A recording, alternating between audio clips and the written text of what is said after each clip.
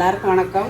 இன்னைக்கு ரொம்ப பாரம்பரியமான ஒரு புளிச்சக்கீரை கடைஞ்சி காட்ட போகிறேன். நான் ஏற்கனவே புளிச்சக்கீரை வீடியோ போட்டிருக்கிறேன். இருந்தாலும் அது இப்போ உள்ளவங்க எப்படி செய்கிறாங்களோ அது மாதிரி நான் செஞ்சு காட்டேன். நாங்கள் சின்ன வயசுலேருந்து எங்கள் அம்மா பாட்டி அந்த காலத்துலேருந்து எப்படி செஞ்சாங்களோ அதுதான் இன்றைக்கி செய்ய போகிறோம். ரொம்ப சிம்பிளாக செய்வோம். நாங்கள் அப்போல்லாம் குயிக்காக செஞ்சிடலாம். எங்கள் அம்மா ஊருக்கு போனால் அங்கே இருக்கிற கீரை கடையில் எங்கள் அம்மாவுக்கு ரொம்ப பிடிக்கும். அதில் இந்த புளிச்சக்கீரை அம்மாவுக்கும் அப்பாவுக்கும் ரொம்ப பிடிக்கும். அதனாலேயே இங்கே அது கிடைக்கணும் அப்படிங்கிறதுக்காக அந்த விதை போட்டு இங்கே நம்ம மாடியிலே வளர்த்துனாங்க. இப்போ நல்லா பெருசாகிடுச்சு. 25 நாள் தான் ஆச்சு. பாருங்கள், முருங்கைக்கீரை வச்சுருக்கிறேன். பாருங்கள், முருங்கை விதை போட்டால் அதுவும் வருங்க நல்லா வந்திருக்கு. 2-3 செடி. ஆமாம், நீங்கள் நிறைய பார்த்துருப்பீங்களே. எங்கள் வீட்டு அங்கே ஊரில் எங்கள் வீட்டு மாடியில் அம்மா அடிக்கடி இந்த முருங்கைக்கீரையை பறித்து தான் அதோட பணியாரம் இது கூட்டு பொரியல் எல்லாமே செஞ்சுருப்பாங்க. அதோட விதை இது புளிச்சக்கீரை விதை போட்டு 20 நாள் தான் ஆச்சு. பாருங்கள் எப்படி வந்திருக்குதுன்னு. இன்றைக்கி இதை பிடிங்கி தான் நான் உங்களுக்கு கடைஞ்சி காட்ட போகிறேன். புளிச்சக்கீரை அந்த பேருக்கு ஏற்ற மாதிரியே நல்லா ஒரு மாதிரி புளிப்பாக தான் இருக்கும். ஆனால் ரொம்ப டேஸ்ட்டாக இருக்கும். நல்லா இருக்கு பாரு, செடி பூரா நல்லா சூப்பராக வந்திருக்குது. நல்லா இந்த மாதிரி நம்ம பறிச்சுக்கிட்டோம்னா இந்த கீரை மறுக்க துளுத்துக்கிட்டே இருக்கும் புளிச்சக்கீரை. ஓ அப்படி, அதுதான் அதிலே பறிச்சுட்டு விடுறியா? இந்த கொனையை மட்டும் விட்டுருவாங்க பாரு. இந்த மாதிரி கொனை இதுலேயே இலை வந்துருமா மறுபடியும்? மறுக்க அடிச்சுட்டு வரும்.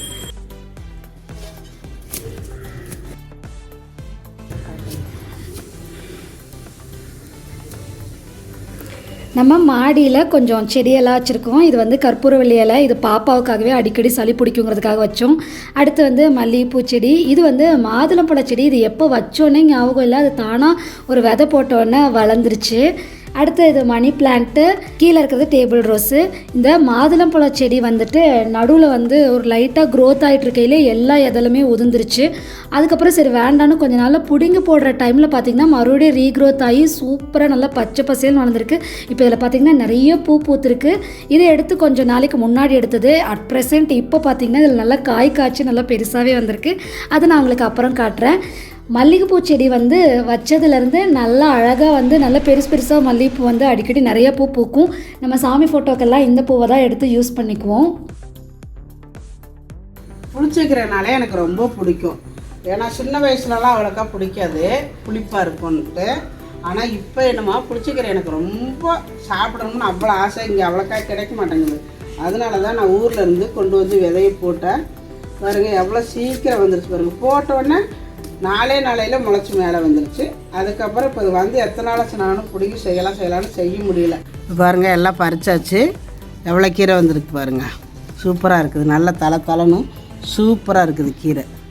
இங்கே நல்லா தளன்னு இருந்த செடியை பாருங்கள், அப்படி குச்சியாக ஆக்கி வச்சுட்டாங்க எங்கள் அம்மா.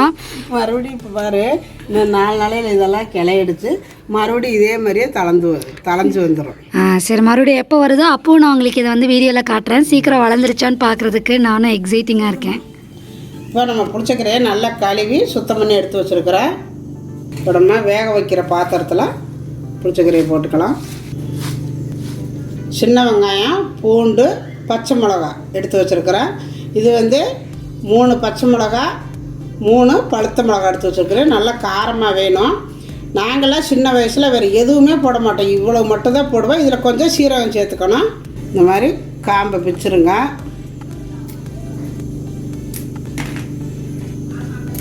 இதில் சேர்த்துக்கலாம் முழுசாக 1 ஸ்பூனு சீரகம், கொஞ்சம் போல் உப்பு. இதில் தண்ணி கொஞ்சமாக ஊற்றிக்கலாம். இப்போ நான் செடியிலேருந்து ஃபஸ்ட்டு பறித்ததுனால இது ரொம்ப புளிப்பு இருக்காது.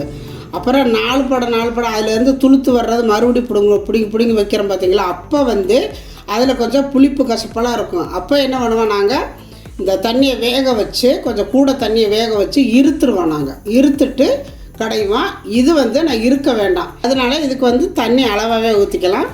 அவ்வளவுதான். இவ்வளவுதான் சிம்பிளாக பண்ணுவோம். அவ்வளோ நல்லாயிருக்கும் இந்த கீரை.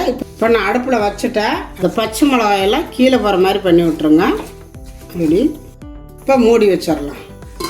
எவ்வளோ நேரம் ஆகும்? ஒரு 3 நிமிஷம் கழித்து நான் காட்டுறேன். 3 நிமிஷத்தில் பாருங்க எப்படி வெந்துருச்சுங்க. இதை மறுபடியும் ஒரு பரட்டு விட்டுருங்க. இது கீரை நிறையா இருக்கிற மாதிரி இருக்கும். வெந்த உடனே ரொம்ப கம்மியாயிரும் பாருங்கள். இதில் கொஞ்சம் நேரம் வேகட்டும். நான் அடுப்பை குறைச்சி வச்சுருந்தேன். பாருங்க நல்லாவே வெந்துருச்சு. எவ்வளோ தண்ணி இருந்துச்சு, இப்போ தண்ணியெல்லாம் கூட இழுத்துருச்சு. பாருங்கள் எவ்வளோ கீரை எத்துணுண்டு தான் இருக்குது. இப்போ நான் அடுப்பை ஆஃப் பண்ணிட்டேன். இதில் இருக்கிற தண்ணியை கொஞ்சம் எடுத்துக்கலாம். அப்போ தான் கடையிறதுக்கு நம்மளுக்கு ஈஸியாக இருக்கும். அப்புறம் வேணால் ஊற்றிக்கலாம். இப்படி எடுத்துகிட்டு கடைஞ்சா தான் சீக்கிரம் கடைப்படும். இப்போ இதை கடைஞ்சிக்கலாம். எங்கள் அம்மா பாத்திரத்தில் கடைய சொன்னாலே கடா முடான்னு கடைவேன். எங்கள் அம்மா மண் பாத்திரத்தை தைரியமாக கொடுத்துருக்குறாங்க. மண்சட்டி உடையாமல் இருந்தால் சரி. மண்சட்டி தான் இது கடையிறதுக்கு நல்லாயிருக்கும். நாங்களாம் மண்சட்டியில் தான் கடைவோம். ஆனால் எனக்கு கடையிறதுக்கு பயமாக இருக்காது. ஒன்றும் இல்லை, அது நீ அமுக்காது. இங்கே இருக்கு. இப்படியே உரச சட்டியில் கொண்டு போய் உரசு. இங்கே இப்படியே கொண்டு போய் அதை சுற்றி ஓரத்தில் எடுத்துட்டு போ. அப்படியே அந்த ஓரத்தில் தான் கடைபடும். இப்போ தான் கடையுது. அப்படியே உப்பு பாத்திரமா காணும். இப்போ ஆக்சுவலி ஒரு மாங்காய் புளியம்பழம்லாம் சாப்பிடும்போது ஒரு டேஸ்ட் இருக்கும் பார்த்தீங்களா? ஸ்டார்டிங்கில் புளிப்பு, ஆனால் அந்த டேஸ்ட் உள்ளே போனதுக்கப்புறம் அந்த நெல்லிக்காய் எவ்வளோ ஸ்வீட்டாக இருக்கும்ல சாப்பிட்டு முடிச்சதுக்கப்புறம். அந்த மாதிரி ஒரு வித்தியாசமான புளிப்பு டேஸ்ட்டு, ஆனால் நிஜமாக சூப்பராக இருக்குது. எப்படி இருக்குன்னு சொல்லணும்னா, இந்த ப்ரெக்னெண்ட்டாக இருக்கிறவங்களுக்குலாம் அந்த புளிப்பாக இருக்கிறது பிடிக்கும்னு சொல்லுவாங்களா, அந்த மாதிரி ஒரு மாங்காய் சட்னி அந்த மாதிரி லெவலில் சூப்பராக இருக்குது. நிஜமாகவே ட்ரை பண்ணி பாருங்கள். ஆக்சுவலி லைஃப்லேயே ஃபர்ஸ்ட் டைமாக ஒரு கீரையை வந்து கடையும் பொழுதே டேஸ்ட் பார்க்குறதுக்காக வாயில் வச்சு அவ்வளோ டேஸ்ட்டாக இருந்தது. கிட்டத்தட்ட ஒரு மாங்காயை கடிச்சிக்கிட்ட மாதிரியே இருந்தது. நாங்கள் கடையவே நிறையா எடுத்து நானும் தங்கச்சி அம்மா எல்லாருமே சாப்பிட்டு பார்த்துட்டோம். பாருங்கள் நம்ம புளிச்சக்கீரை ரெடி ஆயிடுச்சு.